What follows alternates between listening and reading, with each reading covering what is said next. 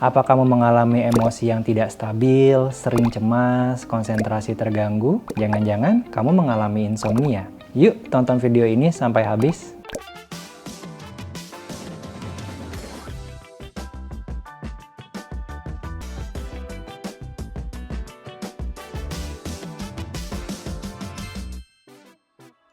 Halo sahabat Siloam, saya Dr. Igusti Ngurah Agastya SPKJ, saya psikiater atau dokter spesialis jiwa yang saat ini bertugas di Siloam Hospital Asri. Kali ini kita akan membahas mitos dan fakta tentang insomnia. Banyak orang dewasa yang mengalami insomnia, namun banyak pengertian di masyarakat yang kurang tepat dan mengarah ke penanganan yang juga kurang tepat. Berikut ini adalah mitos dan fakta mengenai insomnia. Gangguan tidur hanya insomnia. Mitos yaitu, insomnia adalah salah satu gangguan tidur. Namun, ada juga gangguan tidur lainnya, seperti hipersomnia atau tidur yang berlebihan, atau parasomnia, gangguan pada perilaku pada saat tidur, seperti ada sleepwalking ataupun night terror. Insomnia itu sendiri merupakan kesulitan dalam memulai tidur, kesulitan dalam mempertahankan tidur, jadi sering terbangun-bangun, atau kesulitan untuk kembali tidur pada saat di tengah tidur dia terbangun. Insomnia disebabkan oleh masalah pada mental health. Itu fakta, meskipun kita juga perlu melihat hal-hal yang lainnya nih.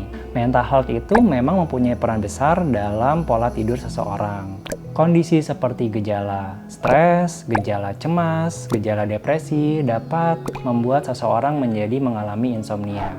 Kesehatan fisik seperti penyakit kronis yang dialami oleh seseorang dapat membuat orang mengalami insomnia. Aktivitas yang kurang seimbang baik dari pola makan, aktivitas fisik, dan juga aktivitas sosial dapat membuat gangguan tidur lebih sering terjadi.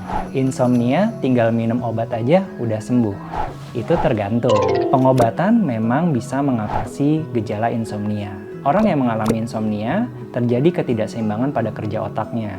Ada ketidakstabilan pada sistem neurotransmitter atau pada hormonalnya, sehingga pola tidur pun jadi berubah. Pengobatan ini juga perlu diresepkan oleh dokter ya. Selain dari pengobatan, ada hal-hal lain yang bisa dilakukan untuk memperbaiki insomnia, seperti dengan mengubah aktivitas menjadi lebih sehat, lebih seimbang. Nah, ini namanya membentuk suatu sleep hygiene yang sehat. Sleep hygiene itu adalah pola aktivitas yang sehat dari pagi hari, siang hari, ke malam hari, sehingga pola tidur pun bisa jadi semakin sehat. Nah, selain itu, tidur di ruangan yang sejuk, gelap, dan tenang. Tidur di waktu yang sama. Misalnya teman-teman tidur di jam 9 malam.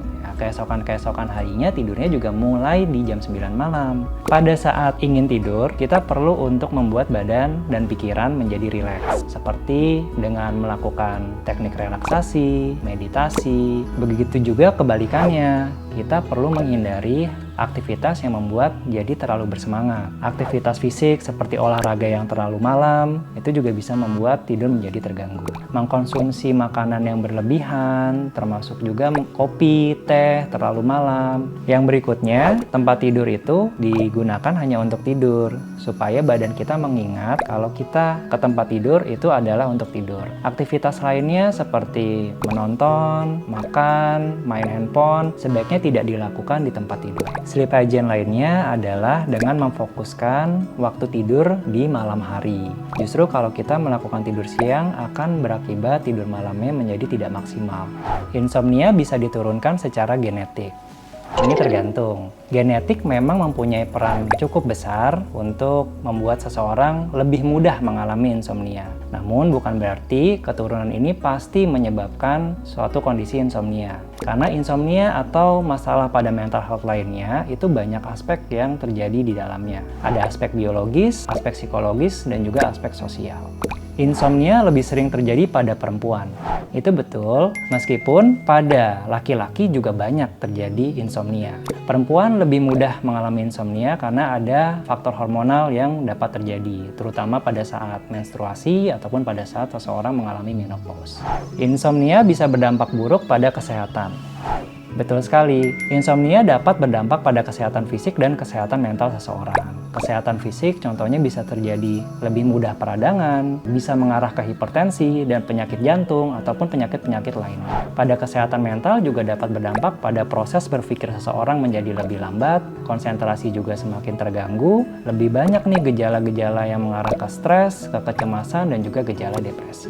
Insomnia itu bisa disembuhkan. Cara untuk mengatasinya adalah dengan mengelola penyebab yang mengakibatkan insomnia. Misalnya dengan menerapkan sleep hygiene yang sehat, dengan mengatur pola aktivitas sehari-hari yang seimbang.